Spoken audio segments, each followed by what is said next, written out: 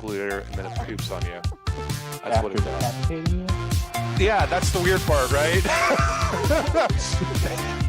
Oh, look at the... It's so beautiful. Where's my head?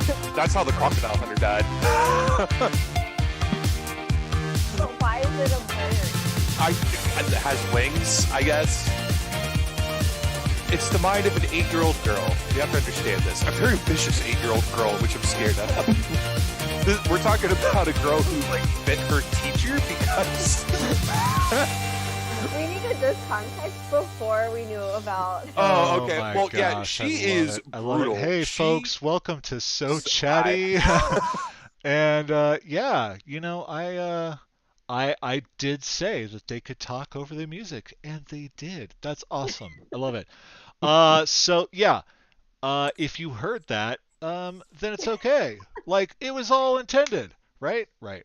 Everything that I do here is intentional. So welcome to So Chatty. I'm your host, So Matty Games, and I am here with another group of fantastic individuals from the TTRPG Twitter community. So we're gonna have a chat. We're gonna have some fun. There are some awesome folks already in chat. Hey everyone, thank you for joining us. So glad to see you all here. We will be doing a couple dice giveaways during the show, so stay tuned for that. And yeah, let's go ahead and introduce our guests. All right, my first guest, she is a phenomenal human being. She's hilarious. I love talking with her on Twitter and in Discord, and I love watching her on the Castle Mac channel on Sunday nights. She is the Water Genasi Rogue. Of your hearts, Raven. How you doing, hun? Hi. Hello. Yeah. Ooh. Yeah. I get a little amped. I get a little crazy when the camera starts going. I don't know. It's just something. My next guest. He is a really fantastic individual. I've been following for some time. I actually am a patron of his on Patreon. You should be too. He draws fantastic maps, and yeah, he's a great dude. Rich rolls dice. How you doing, Rich? I'm doing great. I'm happy to be here. Awesome. Thank you for joining us. And my last guest does not need too much introduction. If you know me, you probably know him pretty well. He is a very good friend. He is my Friday Night Dungeon Master, and I honestly consider him like a brother. My good buddy Quinn Solbon, how you doing, bud? I'm the brother he loves to hate every Friday night. Yes. Yes. it's you know, you can't have love without a little hate. You know, it's like Yes. You know, and if we agreed all of the time, then we wouldn't feel like brothers, right? Yeah, that's just kind of how I feel. Mm-hmm. You know. So we are. So it's Saturday evening. We all love D&D and role-playing games. We're big dorks for that stuff. So Kinda. I like to gather folks to talk about these things. And whenever I have a new guest or someone that I haven't really talked to face to face with our mouths and not our fingers, and I'm a big fan of that. I like to talk to people. That's why I do the show. You know, there is a question I love to ask because I always find it very fascinating and it's very introspective. So I'll start this off with Raven. Can you give us what your introduction to D&D or role-playing games in general? Because I know it's not always D&D, but most of the time it is. But can you tell us about your introduction to tabletop role-playing games? I guess my introduction was honestly maybe like within the last 5 years. Okay. A friend of mine, I went over to their house and they were painting miniatures.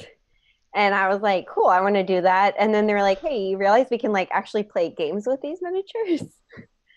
Oh And wow. so I started playing gosh, what's that like first starter adventure for Lost 5e? Mines of Fandover, Yes. So we played that, the best one. realized that we were a group of people that could actually get together every single week. So after that, we went on to do a little bit more. That's hard to And find. then I took a little bit of like a break from it, even though I absolutely like I knew I love playing D&D and I talked about it all the time, but it takes a while to find another group like in your town. um, so then that's kind of how like the Castle Max started up. We all got together and I got to reintroduce myself um, to a different style of D&D too. Even though we've I've always just played 5e, it's just the group dynamic we have just feels like a family, and I'm just feel like I can be open and explore more of my creativity and role play, which is what I wasn't doing before, and it's everything I wanted. Yeah, yeah. Oh, I mean, it is fantastic when you do find that group. Because I feel the same way. I have um, a very tight group dynamic with our Friday night group. We've been playing for a while, and it develops over time. Um, there is that connection you find early on that you what am I trying to say? It's unique and it's fantastic. Yeah. So when did that because I think I talked to Lydia about this, but when did that group dynamic start?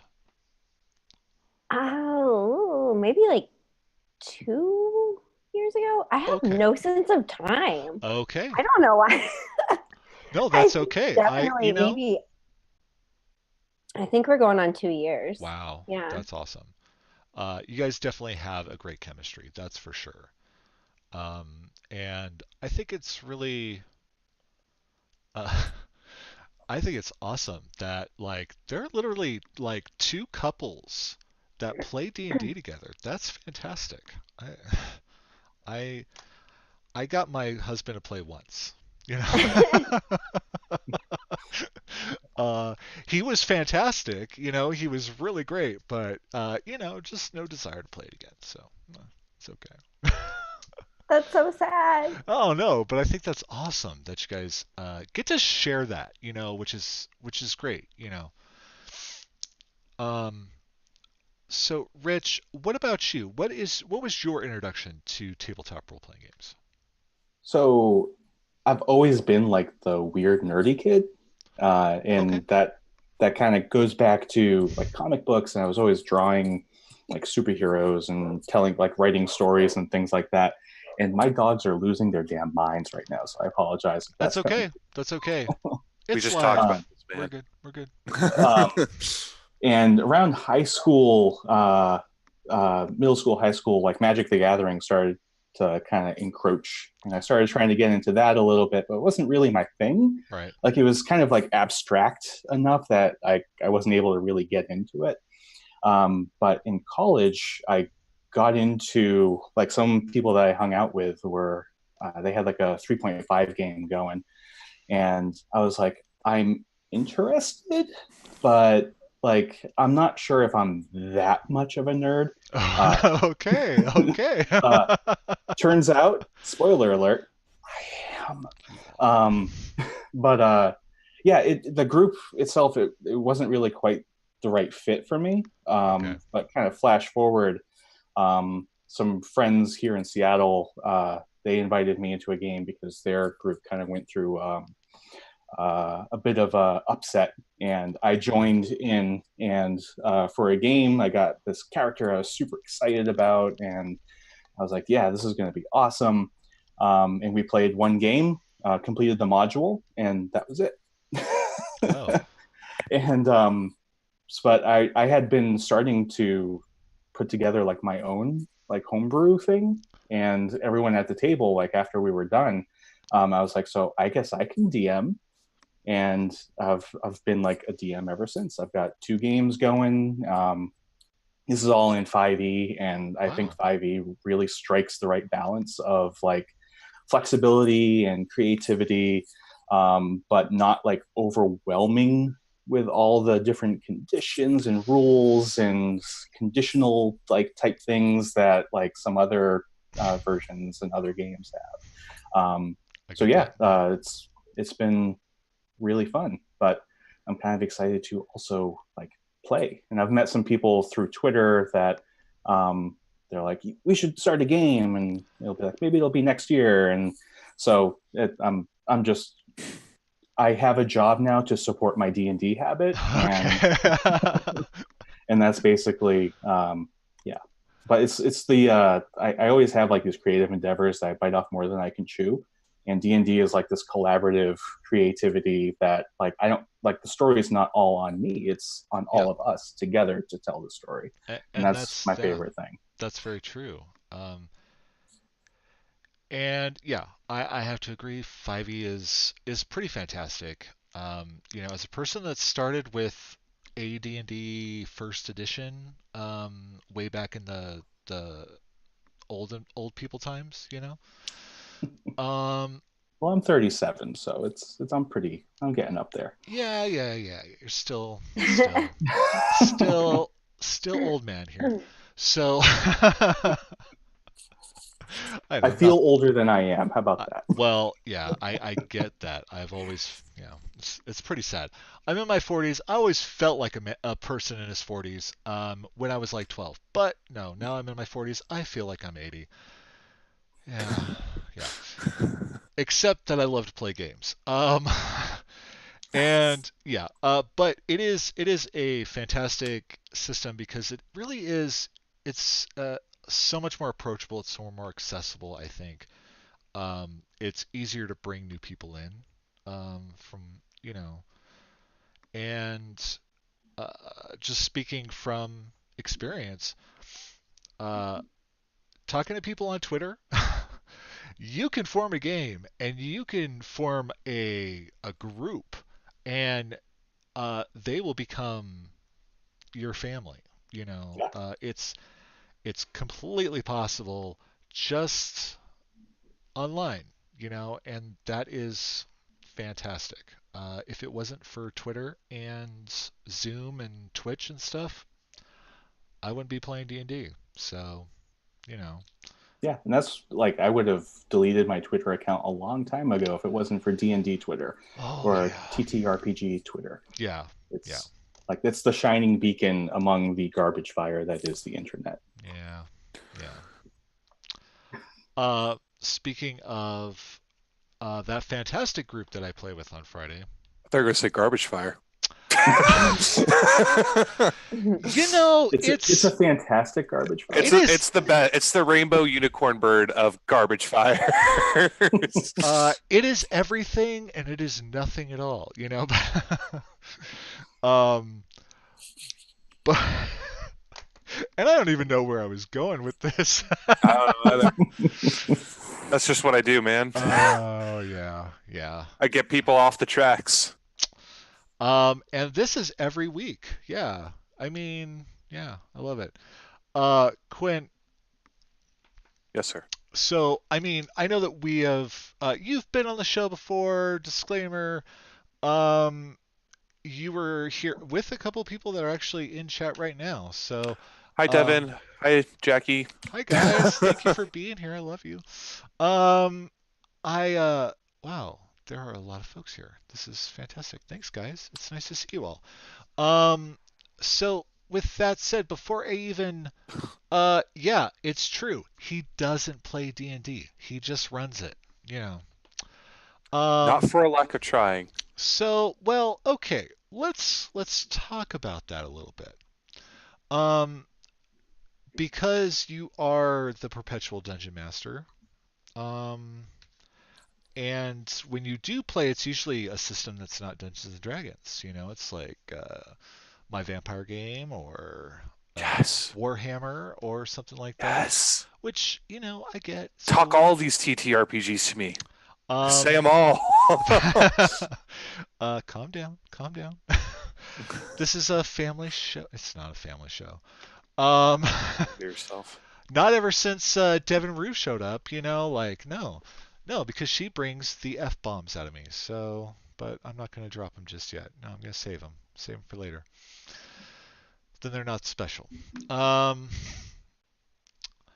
but if uh, if you were to play a character in D&D, what would that character be? I'm curious. I Because I know this changes, so like I'm well, curious. yes, it does. I am playing my perpetually depressed undying warlock right now, Ryan Rosnar, in our I in our comedy of Strahd game. The way I Jesus. like to describe him is he's Ross if he never got Rachel in season Oh 2. my gosh. No. And That is apt. That is a very yeah, apt description. exactly.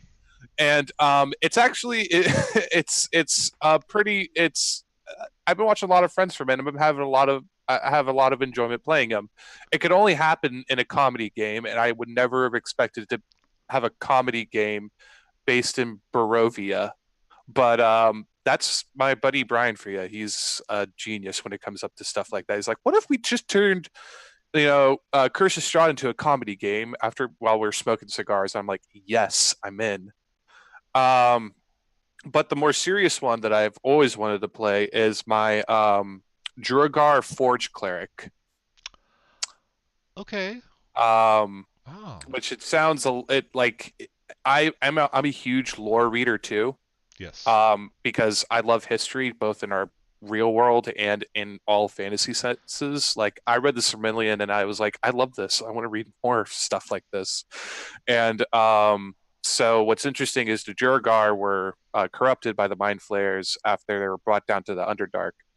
And ever since they hear the Song of Moradin, which is the creator of all the dwarven race and the Forgotten Realms, and they always hear that song in their head, but they're taught to repress it. So my idea was the Jurgar who didn't, who went forward and said, you know what? No, I want to listen to what's going on here. And after that, Moradin spoke to him, not directly, but through, as he perpetually played cleric, more through signs and omens and stuff like that. And he started rebuilding the ruins of the dwarven uh, races and outposts inside of the Underdark for them. And after escaping, Gontal Grim and places like that, and the dwarves found him and killed him nearly immediately, but was brought back to life by one cleric of Moradin inside of the one of those larger dwarven cities. And that's the guy I've always wanted to play. My kind of Dritz ripoff of a Durgar. Oh, okay. Yeah. Yeah. Okay. Yeah, I But can kind of see that. Yeah. I love clerics. I love forge clerics. I love forge clerics a lot. And yeah, that's the one that I've always wanted to play. Okay. So that's my guy right there. But I'm happy with Ryan Rosnar right now. He's my sad little boy, but he can be very sweet if you do the right thing. Like, don't sell your kids for drugs, then you won't die. Oh my god. Welcome to Barovia. Yeah. Yeah. Like, Yeah. It is a fun game to watch. It is a crazy cast of characters going on, definitely. Um oh, there you go. Sean, that would be amazing. Yeah. any day, Sean. I will happily have you use my DM any time of the week. Sean is a fantastic DM. I love Sean's DM style, like for real. Yeah. Like he did a Princes of the Apocalypse campaign a while back, and I have the book. I just was never really interested in running it, and after seeing him DM it, I was like, I really want to read through this book now. And there's a lot of factions that get pretty confusing, but it's good. It's a good book. After I finished reading it, I was like, damn, no wonder why Elemental Evil is so popular. Yeah. Sorry, folks. I forgot to change my commands. And yeah, that giveaway's over. But why don't we do a dice giveaway? That sounds like fun. So if you're in chat, all you have to do is type anything. Anything. Just enter, let us know that you're here. And it will log you into the contest, and we'll give you a few minutes to do that. So just type whatever. Type, yeah, there you go. All of it. Okay, so, um, so the thing I just talked to ask Quinn about, a character that he's wants to play. I think that's a valid question for everyone here. Raven, what character haven't you played recently that you're just like dying to get your sink your teeth into? Honestly, I've been holding on to this like warlock idea for a while, and then I just keep shelving her. Okay, talk to us about that. Oh my gosh, she changes like every week. Every week I'll watch some movie or read something and I Yes. change what I want. And also I just started reading Dune recently, so now I'm like, nope, Oh my god, scratch yes. everything. Sorry. Like I have all this stuff. I've already started like a quote book of like things she'll say. I don't know. Muad'Dib is pleased with this. Sorry. Right now though, she's kind of just this I don't know. This week I was like, oh yeah, I'm gonna have her have these like special runes that she has to like communicate with all the time, and I don't. I'll get to her at some point. I I'm always I've always been very curious about the warlock class because it is one it's a very new it's one of the newer classes. It wasn't really a class when I was playing in high school. Um, I think it's probably the one that I am most curious about, but also every time I go to make a warlock, even as a backup character or something like that, I always find myself going, I don't know if I could play this, but they're so fascinating. About to kill the button there. Okay, I'm not very good at talking and typing at the same time, so there's that. You're like, I know I'm like trying to and I'm like, oh wait, let's talk to no, I'm not good. Okay, so I told the chat because there's a delay and they can't hear everything we're saying just at the same time, but I'm just gonna hit that. Did it? No. Okay, there it is. Okay. Oh my goodness. All right. Um, hmm. I guess I probably should have disqualified her. She won a set of dice last week, but that's No. okay. Good You luck is just good luck. good luck is good luck. Somebody who just came back from Vegas, it's good luck. No, no, no, no. It's awesome. You should like if you win free dice, you win free dice, and if you win twice, you win twice. Wow, that kind of rhymed, and that really kind of hurt me inside a little bit. It kind of hurt me inside a little bit. Okay. So if I can ask a question, Raven, what is the warlock idea right now? Because I love warlocks. I think they're probably next to Claire. oh my Yeah, gosh, they're my favorite class. I honestly, I had this amazing idea, and I like frantically told Sean about it, and then I knew I was going to play her, and now I can't remember anything about her. Was she a hexblade? Was she a undying? So I was going to try and like mix a couple of things to kind of suit what I needed, but I was almost like I don't even remember anymore. That's the thing about warlocks is they could be anything. Like you could have an Archfey Pact of Blade warlock. Why not? That's weird. That's scary too, especially when they come up and like really strike you, and you have all of those other copies of yourself with their abilities. Okay, so you just reminded me, and I haven't told anyone except for Sean about this. So if anyone watching steals my idea before I get to do it, I'll be so mad. Hold on, let me take notes. So, Go on. Sorry. okay, Quinn, I don't know how you did it, but the memory just popped right back in my head. So I was gonna mix up a couple of things and kind of have it like almost the same setup that you have with like the Raven Queen, but instead there's this other god that I can't remember the name of, but I was kind of going to have like a tie-in with that instead, and her familiar was going to be a snake that was coiled around her arm instead of the raven. Pact of Chain Warlock.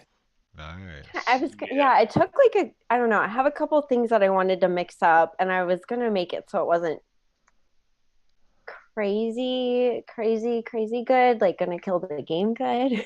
Like just enough to where Steven would probably be like, yes, but you can't do X, Y, and Z. Right. Okay. I get that.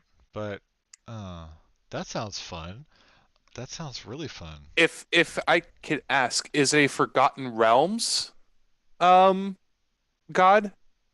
I have no idea. I wrote it on a piece of paper that's just like somewhere. I don't remember anything about the god. I just remembered that she was gonna have a snake familiar, and I was definitely, I mean, you have to, but I was gonna definitely enunciate my S's. She was going to very much be like, "Oh, darling, it seems that I have cursed you." I like it. It is the Forgotten Realms, I Sean says. So it's probably Dendar the Night Serpent. I think I would probably accidentally start playing it out like Cobra Commander from the 80s TV show.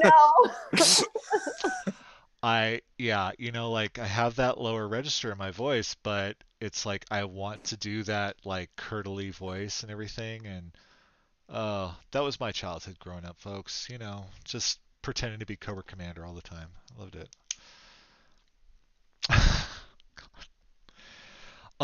Anyway, what about you, Rich? I have a tiefling bard that I am just itching to play. Okay. And one of the groups of people that I've met through uh, Twitter, I think that's the game where she's going to premiere. Oh wow, cool. And she is I'm totally blanking on it's one of the Xanathar colleges. Okay. Is it Swords, Whispers Shadow. or Glamour or? It's shadows. It's not glamour. It's not swords. Okay, Yeah, Shadows. and Okay. Whispers. yeah, No, Matty was right. yeah, whispers. Whispers. That's it. Yeah. Yeah, And yeah. it's one like at level 6 you get the ability to eat someone's shadow essentially and like Yeah. consume them. And yeah, she's chosen to be evil, like lawful evil, and like she actually has like a happy family life and everything like that, but she's just chosen to like go a dark way.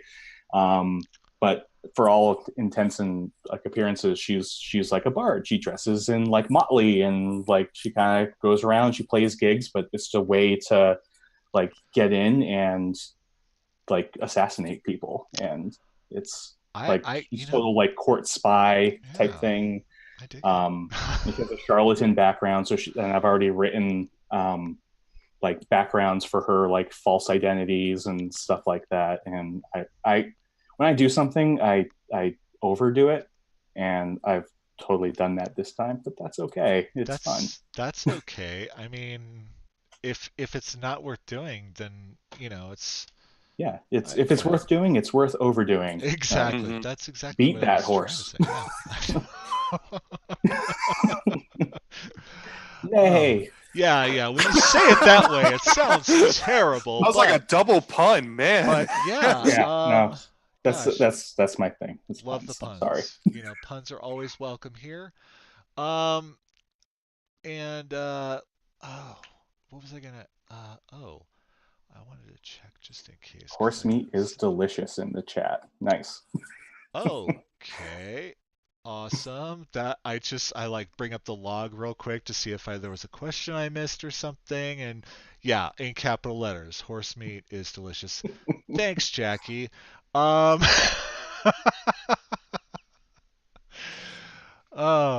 goodness gracious. Okay. I do have a mini for her too that I've I've painted because I I saw that. Yeah. She's badass. Got that Eldritch Blast and the yeah, she's ready to go. But yeah, I'm That's excited. yeah, that brings up another aspect of 5e that I find fascinating, but I'm always like, I don't know if I could do it. And that's the tiefling. I think they're really cool, but I like I don't know if I could play one of those. I'm terrified. I'm not a terribly charming person, but as a character, like she is. So I'm gonna have to kind of, I don't know. I'm gonna have to see what happens. I'm gonna have to wing it, and maybe I'll take some improv classes or I something. love playing a tiefling. It's super fun, and I have uh, in the game that I DM, one of the like thieves guild like leaders is a tiefling rogue, and I really like playing him. But Okay. it's kind of like you have to get in, like once you're in the moment, it's like, okay, yeah, now I can do this. It's the Huh. lead up to it that it's just like, oh, I'm never going to be able to pull that off, and then it somehow works out, or it fails catastrophically, and that's fun too. they've That also kind of gotten a boost thanks to like Xanthar's guide or Mordecaidan. So it's like, okay, here's all the different types of tieflings you could be. Yeah. And it's and it's super useful to be like, all right, cool, yeah, I could be that, I could be that, I could be that. And like going through all the like different layers of hell, what you could be. But also Planescape. Love that game. It's one of my favorite games of all time. Love that setting. So is that where they come from? Is that Um, they're way back in the day, tieflings weren't part of devils. They were actually just plain touched. And so there are a lot of tieflings inside of Sigil, the City of Doors, okay? where Right. that's the planescape setting that Monty Cook came up with. And so, yeah, they were an abundant race inside that city and still are to this day. Okay. Okay. Yeah, because I mean, this was also a new thing. Like when I um, when I picked up D&D again, because I took a hiatus. Uh, folks, if you're a teenager and you love Dungeons and Dragons, and then you become an adult, 18, 19, 20, if you meet a significant other that says, "Oh, I don't like your games and I don't like your friends," give them the boot. Tell them to F off or fuck off. I'll say it. Fuck off. We got Because our first one of the night. If because you want to they be will my lover, you they gotta will be with take my your friend. Dungeons and Dragons away from you, and you won't get back to it until, like, I don't know, it was almost 20 years later. It's awful. You know, everyone should have D&D and all that stuff because it's fantastic. You know? So, yeah. Used permitted. Yeah, good. You got a Oh. mod in there. Oh yeah. Yeah, awesome. Okay. Because yeah, I don't know the settings, so I don't know what I have set. But thankfully Jackie's here because I don't know. You should just be able to say fuck off if you want to. So, um, but yeah, I had a hiatus, a really long hiatus from D&D, and when I came back to it, it was 5th edition, and there were these things like warlocks and tieflings, and I didn't know how to pronounce tiefling for the longest time, so I was calling it a tiefling. I thought it Never sounded a better. wrong way to say it, man. I don't know, man. It's like tomato, tomato. Um, You could Tiefling make a tea. fighter, and then you could be a TIE fighter. okay. All I'll see right. myself out. I'm Yeah, sorry. So, that's it. Yeah. like, no. That's it. We're done. I need to get you and Carrie in a room and just like pun the hell out of our friend Brian until like his brain explodes. That would just be entertaining to watch, don't you think? Yeah, I think so. Because I love it. I love puns. Pandemonium. I love it. I love No. No. That was a bad one. No. No. So, I don't know. I don't know if I missed any questions in chat because chat is really hopping tonight.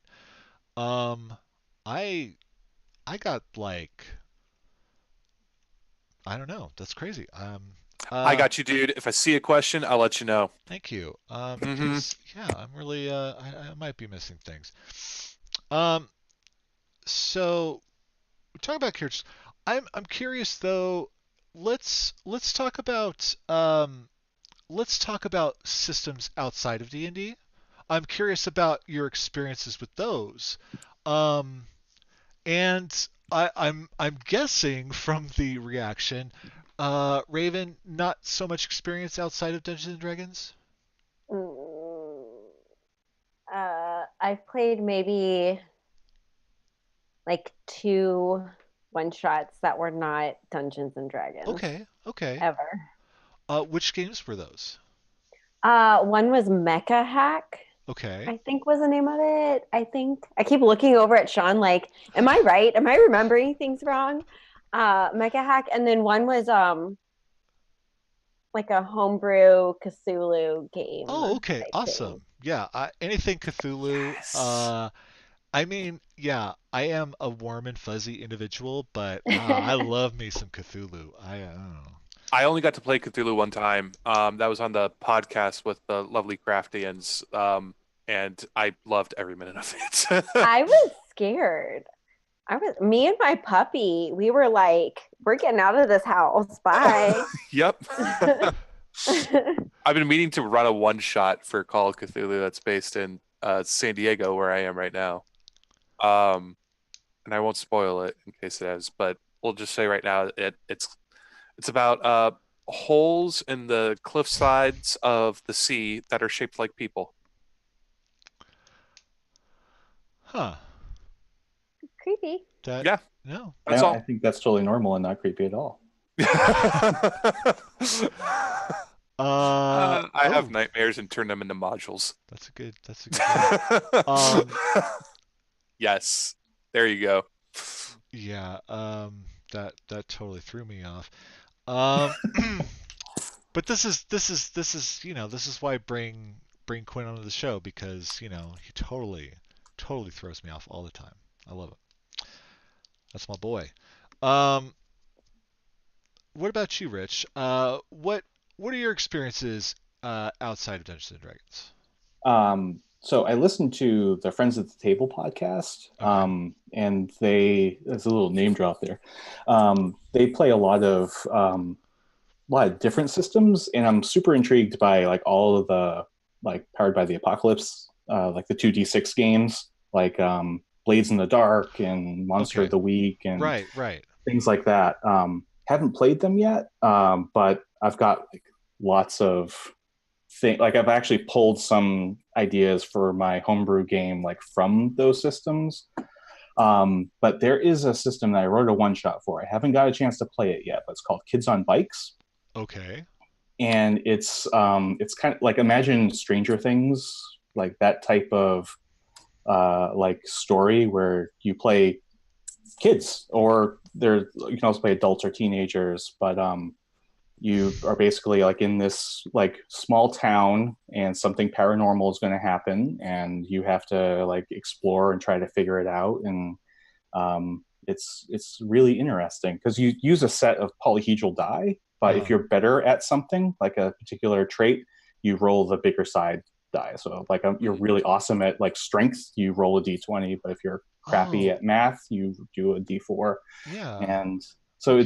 it's an interesting system. It's by Renegade Game Studios. If anybody wants to check it out, it was a Kickstarter um, that was super successful, but it seems rife for like lots of all sorts of really great stuff. Yeah, I think my friend Joy was talking to me about a similar system, with like different sized dice for different abilities. And I'm a big fan of Renegade games. They make some fantastic board games, and I'm a big board game nerd. Um, but we did get a question from the chat from Castle Mac Sean. Sean, thank you for being here. I don't know what are you doing here, man? What are you doing here? Like surprise, surprise. No, joking, joking. Uh, so What are the things you would like to see more of in games? I'm sorry, I am kind of awkward today. This is one of my awkward days. I apologize, folks. I don't know what's wrong with me. I'm awkward today too. We can just be awkward together. Awesome. I'm awkward every day, so Yeah, I'm just a generally an awkward individual. You and me and, both, brother. It's finger guns. coming That's out not big awkward time. at Have all. an awkward hug right now. Come on, everyone. there we go. Okay, hi. All right, Bye. bye. But what are the things you would like to see That was more in great. games? And so why don't we go ahead, Quinn? Why don't you start this one off for us? More of in games? Yeah. Um, Or what are you actively adding to your? Oh, okay. Or what are you actively adding to your games that you think were lacking? I like that. I think there's a huge gap in what Dungeons and Dragons a lot of well in fantasy is based off of, and that's sort of medievalist history. Like Okay. I mentioned it yesterday during our stream, but I do love medieval history. It's war and romance and blood and guts and betrayals and everything kind of all mixed into one. And I love the ability, and I would love to see sort of maybe a system where there is no magic, where you sort of replace the cleric with a doctor class and you replace the wizard with almost a philosopher class, and somehow kind of roll that all into one. And like I love shows that sort of take off of medievalist history, like Game of Thrones, or like very low magic systems. And kind of put that to fruition. I'm not talking like a game where you have to memorize like 150 different houses, or I think in Martin it's 200. I'm talking just like 4 houses in a kingdom that you can kind of run with, and I'm a big fan of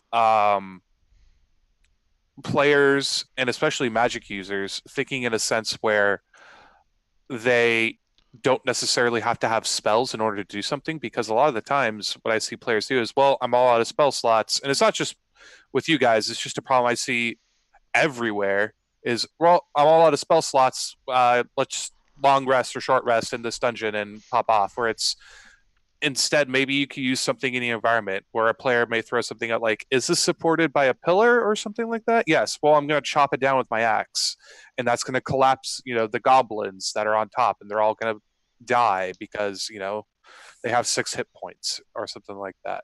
Like players thinking outside the box. And I think when you start taking that away, like start taking magic away from that, it's going to create a more rewarding and better game experience that you all kind of come out with on top. And also, the best monsters that I like to make are human, just because humans are monsters. And yeah, I like exploring villains like that too. Okay. So yeah, Elf. Pendragon is pretty close. And I've actually been making an Arthurian kind of homebrew world inside of D&D 5e. But I haven't gotten around to it yet, and I need to get around to finishing the Doctor class, the Philosopher, and the Alchemist was the other one, replacing the Sorcerer. That's what I forgot. Okay. Yeah. So. Yeah, I'm not going to start on about sorcerers. Not today. Raven, what about you? What do you think is lack? Is there anything that you see lacking in games today? Not necessarily something that I would like to pick out that I see lacking in. Or that you'd like to see maybe more of? I definitely think I don't know, especially like being someone who primarily plays at an actual like around the table. Yeah. I think just more props. Devin opened up my eyes to like just the world of props and how it can just make the game more fun for everyone. And it also just, I don't know, after I saw her doing it, I tried it a little bit more in my own games, and it just helps me get into character more and it helped me pretend that I'm not me and I don't have to sit there and think, oh, I have to work an X amount of hours, or did I turn the oven off or lock the door? Right. Like, no, I'm a pirate right now. Actually, I like that. Because I do. I have um, like a like a raven holy symbol, necklace thing that I had made, and I like to have that with me when I'm playing my cleric, and I think it's even though I'm sitting here by myself and I'm on a camera and stuff like that, it's still kind of fun to have those things. Yeah, I totally agree. So There you I've, go. I'm a crafty person, so I've like made some walls that I put down on my like battle map, so that and like little columns and things like that, and little fake little torches I made out of Q-tips. Right. And a lot of my players have been like, this actually really helps get me into it a little bit more, because it's still like a dry erase like map that I've drawn out, but I've just added like just small little elements, and it's enough to kind of Yeah, close totally. the like what's that, the suspension of disbelief a little bit. Right. Right. Oh yeah, it definitely helps them. It helps the visualization, definitely. No, I love that. I'm a big fan of that. What about you, Rich? Is there anything that you'd like to see more of, or anything in your games that you find lacking? In my games, I try to pull in stuff from other systems that kind of facilitate bringing in character backstory into the story. Like D&D was built as a combat system, Okay. and Oh yeah, true. it's you can do a lot to like with social encounters and stuff like that, but um, it can be awkward, especially since like I started DMing for this group. I didn't really know folks all that well, and it can be a little bit awkward to be like, I'm doing a character voice now. And it's just like, and you're a group of strangers, and Yeah. Yeah. so I started bringing in from one system like the idea of love letters, where it's just like you've received a letter from somebody, and like here, like roll a d20 and let's see if you see what happens as a result of this letter, and like that influences the story. Or you've had this dream, now let's talk about what that means. Oh wow. Um, Okay. Yeah. and also just trying to like get people comfortable with like, you don't have to actually kill this person, you can have a conversation with them, and they might be willing to give you some information. It's like, let's kind of pump the brakes on the murder hobo. Oh my goodness. But sometimes that doesn't always happen, and that's okay. Murder hobo is a valid lifestyle choice. I I mean, used I used to do the same thing in my homebrew game. Is I would write emails to my players from their relatives, from their backstories, when when throughout the week. Like I just randomly be like at work, and like something will pop up in my head. I'm like, I got a 15-minute break, and I'll just type out like an email in character from like their sister or whatever, and I would write that out, and all of a sudden, I think it was might have been no, it was Brian. Um, he stopped getting emails, and he's like, I haven't got an email from you in a while. What's going on? I was like, I don't know. That's something for Az to think about. Oh my gosh. As a player, though, that's real. Like, Yeah. Yeah. I love it. One of I just something that stands out to me that one of my DMs did once. I don't remember what information it was, but someone had opened up a chest and there was a letter like addressed to them, and the DM didn't say anything to anyone, but I saw him like slyly texting, and then the player that had opened the chest and found the letter like looked at their phone, and I realized, oh my gosh, he just got a text about what's in the letter. And I just needed to know. And I, as a person and a player and a character, I was like, what is that? What's that? You wanna tell me what's in there? uh, yeah, I kind of get, I can relate to that. Yeah, there's that curiosity, and you're like, God damn it, I want to know. It's those little things in DMing where you kind of like help players get into their backstories, or like doing like the secret whisper about like what they found, or the text about what was in the letter, that kind of gets everybody kind of invested, not only in their character but also in into the story that you're telling as well, and kind of create and like fleshing out the world because of it from something they may have found inside a chest. Like, yeah, it works. It's a good tool, and I should use it more often. I don't anymore. Definitely should. My groups have Discord channels, and we have one that's dedicated just to RP. So you're always in character in it, and it's just because sometimes the RP can kind of get in the way, especially if it's like just one character, and I don't want everyone else sitting at the table to be like, oh, well, what am I doing? So it's just like, okay, let's take this into an RP channel, and then when we're not playing, we can have like this whole thing go out, and they can ask me questions. And I've even had like remote sessions where it's like, okay, this character is going to be interrogating an NPC. We're going to have this in Discord, and I'll be like, okay, are you ready? Do you have a D20 handy? Because you're going to need it. And like make a intimidation check and stuff like that. And that's all happening remotely. But that way we can have all that, not slow down the main plot, but all that stuff kind of gets brought in. And it's a constant balancing act, and it can be a little exhausting sometimes, but it can be really worthwhile. And I think I am a huge fan, and you mentioned D&D being like a combat system, and it primarily is. That's all the rules are pretty much facilitated out for, is dungeon delving and combat. Mm-hmm. You have social encounters, and you can utilize that in an interesting way. Like, say you have to infiltrate a ball, but the DM is still telling the story at that point. And I am a huge fan of when players sort of take the RP reins and kind of go off the rails. Maybe we have a full-fledged just RP session, and I am totally okay with that. And if it's like so good.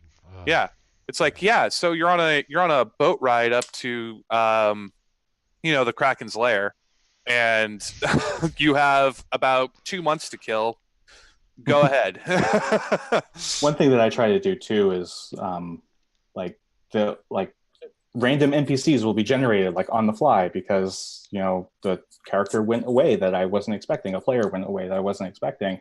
And, I'll be like, well, this person's religious. Like, well, what god do they follow? And I'll be like, I don't know, what god do they follow? And just throw it back to the player. That way, it's not just coming from me; it's a collaborative storytelling thing. Yeah. It's like, well, what are some of their like rituals that they do? It's like, I don't know, you tell me. What are they doing right now? What are they wearing?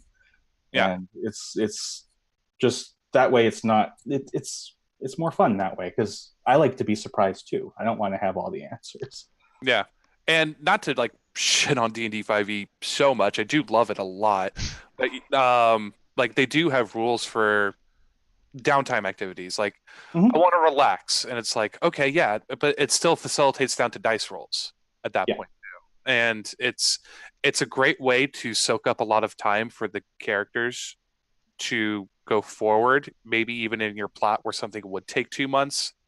But when players like get super into characters, like, that's my jam, man. Like like, I love social encounters where they're just like, maybe you just gave a very persuasive argument. You don't need to make a persuasion roll. Right. Maybe that character just sees the light, that non-player character. Oh, okay, that's enough. Yeah, you did it. You said the magic word. Mm-hmm. I'll help you now. Yep, exactly. I'm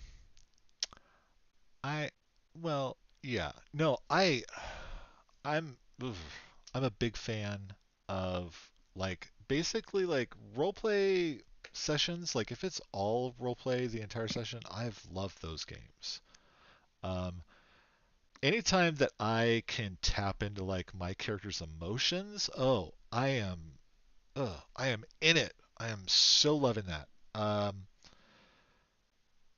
But yeah, I mean, because sometimes the whole aspects of we're going from point A to point B so that we can go kill C to get D, is sometimes it's always about the D.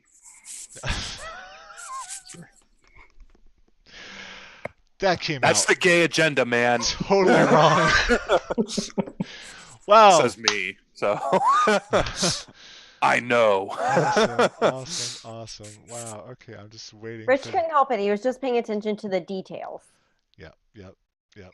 That's oh boy. Anyway, but like I'm saying, it's just. Oh no, I'm not red. You're red. So. Cool. I'll never be invited back then. And I'm an accomplice now. Great. There we go. Yes, it is. It's definitely my gay agenda too. The role play is all about it. Yeah, okay. It's it's hard because you see the conversation going on in chat and you're like, okay, I want to talk about that, but then it keeps moving and my brain's not reacting very well. I'm old and stupid. So, um, what was? But if I could go back to Rich for a minute, you mentioned bringing other things into 5e. And as somebody who's been reading this book a lot lately and the Ooh. mechanics behind it, I totally agree. And also for somebody who's been playing in Warhammer and character creation and that, it's super fun. Yeah, my tiefling paladin is actually he LARPs also at like a werewolf game. I can't remember which one, but I really should talk to him about bringing in some of those mechanics and elements into RP as well. Mhm. That's a really excellent. World of Darkness is a great game. Yeah. I'm surprised I liked it as much as I did. But It's adept for people that like to tell stories, and it's definitely a role play heavy system. That's why I was a big fan of it. That and I enjoyed the political struggles between the clans. well, yeah, I don't know why, but that was always I- really fun for me. it is. But I'm all about that Anarch life, man. I'm all Well, about it now. and that's okay. You can do that because, yeah, man, you're such a rebel. I'm all about the Brujas too now. The Philosopher Kings. Okay. Sorry. Okay. Um. So, but we're talking about role play heavy sessions and stuff like that. Um, One of my favorite things about the Sunday games on Castle Mac is the role play between the characters and how everyone does that, and the dynamic because it is obvious when you guys are when people are watching you guys that you guys have one you've played together for a while. Um, you have a chemistry. Um, like how easy is I mean, it looks really easy for you guys. Is it really that easy? To just like go right in and Yep. just right off the bat just start role playing. It's easy for half of us, and then not easy for the other half of us. Sean and Steven have been playing role playing games together for so long that they just like they click off of each other. And Okay. Myself, I love talking and I can talk a lot, but my mouth won't catch up to my brain a lot of times, which just gives me anxiety sometimes when I'm on the spot having to answer and think. And you add in that element of actually thinking, like, what would my character do? And I can't just speak. Um, so I get really nervous. And honestly, like the first 20 minutes of the session, I'm just like locked up and looking at Sean or Steven, like somebody like take the ball. And then I'll ease up and I'll finally get into it and then it's easy, but it takes a good amount of time for me to just get into it. And I'm not going to speak for Lydia, who plays in our group as well, but I think that she, like me, hasn't played role playing games as often as some of our other players. Sure. Until recently when we all started playing together. And so we're both kind of finding our way into it, and playing around with different things. So we're finding our footing along the way. But I think the fact that we are playing with our spouses and also like our best friends makes it easier to allow ourselves to be vulnerable, which is how we are able to role play so much.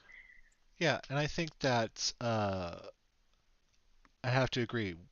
When you're more comfortable with the people that you're playing with, you can definitely feel like it's okay to be silly or be uh, emotional or anything like that. Be vulnerable around because they're your friends and you're safe. And I mean, even when uh, with with a group that you're streaming and you have people watching you, it's still like for some reason when you're with your friends, it kind of you kind of able to tune that aspect out, and just be in the moment.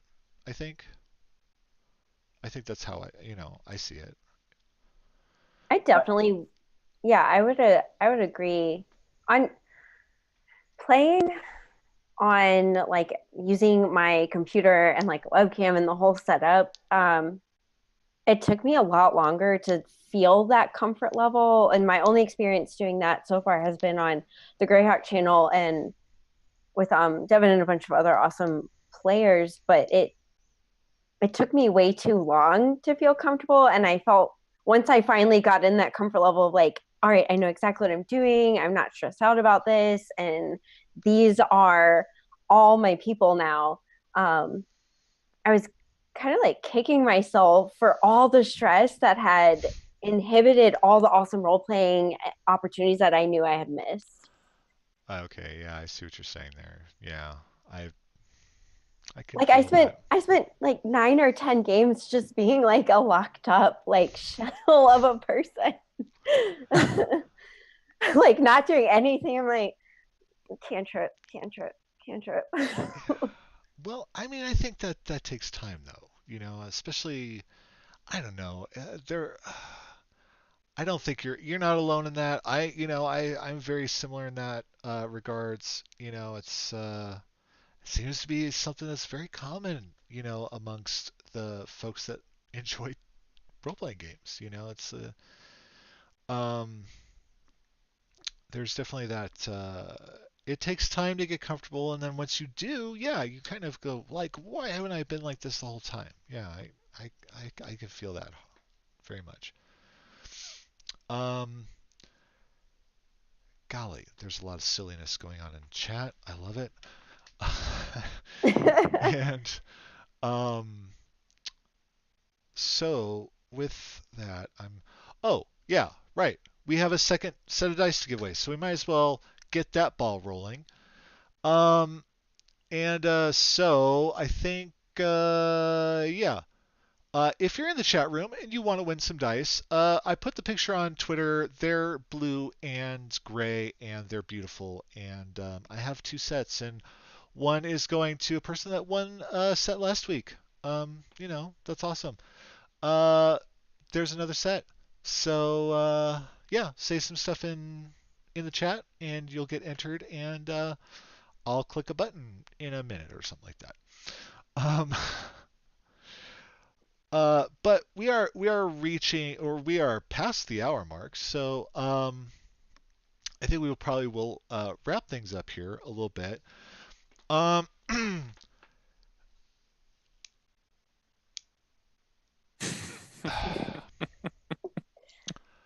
Every time. I'm not laughing at you. I'm laughing at chat. I know, I love it. They are doing exactly what I asked them to do, and I fucking love it. It's like, all right, say the word fuck, and they're all gonna type the word fuck, and it'll be fantastic. So, and just give it a few seconds because we're on a delay, and we'll see it. Chat, you have your mission. There it is. There it is. And I mean, who's Yep. first? Who's first? Devin, I love you. Like, never change. I love Oh, you and by the mark, it's almost Death by Mage, followed by Castle Mac Sean, Elfia Stealth. Brock Blaze adds in, coming in at a fourth, Smart a Master. Physio. Fuck. There we go. Oh, saying my words, Zombie Knight. Love you. Thank you. Yeah, I say fudge a lot, unfortunately. Um, Peter Capaldi. Who doesn't? Talking about a great RPG system, that Doctor Who game. Yeah. I yeah, I will admit I don't really watch the Doctor Who's and the things. I tried a lot. Um, One, this new season is really good. actually, It's honestly a million times better. yeah, And I started to yeah, watch the first episode because I love that, and her name is blanking on me right Jodie now. Whittaker. Yes, I love her. She was like fantastic in my God, my brain, Broadchurch, Broadchurch. and oh my God, I was like, I love her. I've always loved her.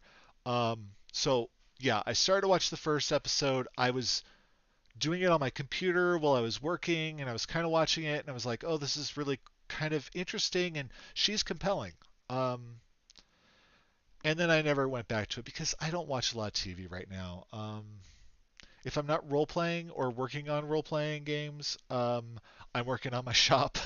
I'm working on art. Like that's what I'm working on. So and it takes up a lot of my time. Um, TV doesn't really come into the equation right now. So, but I do want to watch the new one. It's just the older ones. I tried so you many don't need to times. watch the older ones to catch up. I tried. You don't need. No, I It's know I don't like need to catch up, but I just saying I tried. I tried with all the different doctors and all the different stuff and things and whatnots, and I don't get it. I don't get the appeal at all. David Tennant's the appeal, man. I don't think he's that hot. You know, he's not that hot. Capaldi. Hmm. I don't know if you like that kind of thing, I guess, but no. We'll forgive you. I right now I'm forgiving you. I don't know. Thank you. Gotta rethink this. So I'm gonna go ahead. I'm gonna hit the button, and Zombie Knight is the winner. There we go. Pow pow pow. Yay, New zombie winner. night. And thankfully because I forgot to mark the person that won last time as ineligible. So thank God. Again. Oh, that would have been great. 3 in a row. Dice hat trick. Yeah. So there we go. Um, yeah. Never has seen. I love it. Yeah. Fudge is the word. And with that, I want to thank you three for being here tonight. Thank you for coming on and hanging out with me tonight. And for putting up with my awkwardness and my lack of speaking properly. And I definitely want to thank. Um, what? Okay, I don't know what's going on. Okay, and I definitely want to thank everyone in chat. Chat was really hopping tonight. And just fantastic to see. That wow, that says 20 viewers. That's a first. Awesome. Thank you, folks. Thanks for hanging out. We'll be back next week with another panel of guests that, yeah, I don't know yet. People. That's a whole week away. Don't worry about Oh man. Yeah, folks, if I message you to invite you on the show, know that I have a hard time doing that because I like literally feel like I'm asking you to give me your baby or something crazy like that. I really am. And there's all these people. I have this long list of people I want to invite on the show, and then I go to message them, and I'm like, oh, no, I don't know why, it's the stuff inside my brain that tells me I'm awful, you know, you know. So anyway, uh, and with the holidays, I'm really backed up on getting that done, so I need to do that. So, I love you folks. Thank you all for being here. Um, awesome. Yeah, like Throck, definitely. Sean, I want you on the show. I haven't had a chance to get you on the show yet, but I definitely want you on the show. I'm gonna work my way through uh, everyone on Castle Mac because I'm a big fan. I love them to death, and I just and maybe one of these days I'll just get like 5 of them all on the show together, and You don't want that. it'll be like a crazy fest. I I like to geek out and talk D&D with people that play D&D. So, you know, that's why I started this thing. And thank you all for being here. Thank you all for watching. We'll go around the table, the virtual couch, as we will, and have you guys all tell everyone at home where they can find you on the internet and what you're up to. And we will start, ladies first. Raven, where can people find you on the internet? You can find me on Twitter, Castle McRaven. And then you can also watch me play on twitch.tv/CastleMac on Sunday nights. And it's a fantastic channel, fantastic show, and follow them and join their Discord. They have a great Discord. Please. Yeah. Please. Rich, what about you? Where can people find you on the internet? Yeah, you can find me on the Twitters at Rich Rolls Dice, and also when I get back to actually drawing maps again, you can find them on Patreon at Rich Rolls Dice there as well. Hopefully soon. Awesome. Good. So far, the thank you screen at the end of the show is I'm batting 100 right now. Awesome. I always put like a website link for everybody, and I'm doing pretty good so far. Yeah, I know Quinn, pretty darn well. So, but some people in the chat may not know where to find my buddy Quinn. Quinn, where can they find you on the internet? Sorry. Oh. You can find me. Oh no. You can find me at Solibon. That's SOULIB0 on Twitter, and then you can find me on Twitch, Solibon09. That's SOULIBON09. I don't play anything particularly interesting. It's as I said, I'm a medievalist history dork. So it's a lot of like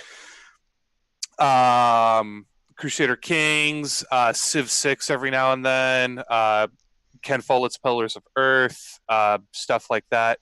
And then you can find me every Friday on Threads of Fate, and with the lovely man who has hosted me here on his channel today. And coming this Monday on our Comedy of Strahd game, both are on Soul Bear RPG. Every week it is equally more hilarious and perfect. And then I play in a Warhammer game with Throck Plays as my GM, who is in chat right now. Yep, there he is. And I have a lot of fun there as well on Welcome Party RPG. And soon on Soul Bear RPG, we have a Vampire the Masquerade game with Welcome Party RPG, where I am DMing the Anarch campaign on Soul Bear, and it is based in 1943 Los Angeles. So it's a interesting time in the City of Angels, and if you're familiar with the vampire lore, it's a little bit before the Anarch Revolt. So revolution will happen soon, hopefully. I hope. Right. And what's the worst part about that whole thing is that because I'm a big fan of Vampire the Masquerade. We all know this. I ran one-shots and all that stuff. And I know this is coming up. I'm looking forward to it. I'm a big fan. I even have this down in my notes, because I do research, folks, on my guests and stuff like that, and I like to write notes and things. And I had this written down. I was going to ask about the vampire game. I didn't do it. I forgot. So, yeah. Well, we're writing the campaign guide right now, too, the setting in 1943 LA. So that may be in the storyteller's vault soon. I'm going to wait for Throck to say that it might be. Awesome. If it is for sure, I'm not 100% on that, but it's looking pretty good. I am going to drive up to LA soon for more research and newspaper clippings. Huh. And maps because I'm invested in this now. That's my life is Vampire the Masquerade, and of course Threads of Fate. There it is. No, but yeah, uh, definitely. Oh yeah, there it is. Threads of Fate. If I could keep my balance. Yeah, we talk about that a lot. We like our game. You know, we all like our games, right? We all love our games. I hopefully next week will be less awkward. Um, I am having an off day. I kind of want to take the video from this show and just throw it away and like never watch it again because No! I'm like, No! No! What's wrong with you? I know, but it's like, you ever hear a recording of your own voice? Like, Yeah, I used to be on a top 100 iTunes podcast, so all the doesn't it time. drive you crazy? I don't know about you. Listening to my own voice drives me crazy. I hate it, and it's just kind of how I feel right now. Just like, I don't want to hear this. And I'm Don't still Neil Young it. That's it, everyone. He hates us. no. Show's canceled. Don't Neil Young it. That's great. Sorry. Look, Sorry. I just ugly cried for you. I love you. You're fantastic. You're all fantastic. I'm sorry, I'm being weird, and I should probably end the show because. Well, right before we do, Rich, where can we find you on the internet? Oh, told I'll us. happily say it again, but Oh, you said it already. Well, Yeah. I'm sorry. I was taking care of something. So you were don't. modding the chat. Thank you very much for doing that. Because I try my best, you know. but I will also share. You are welcome on Threads of Fate or the Vampire game. You two, anytime you like. Nice. We love to have guests on Threads of Fate. We've had many guests before, and it's always a good time, and we love it. And because sometimes we have players that can't make it, and except for me, I have never missed a game. Put that in your pipe and smoke it, folks. That's it. We're done. Say goodbye after that. So over. That's a mic drop. Right Transition now. Wait, Drop no. it. Full circle. We have to go back to the bird unicorn, Okay. decapitated glitter poop.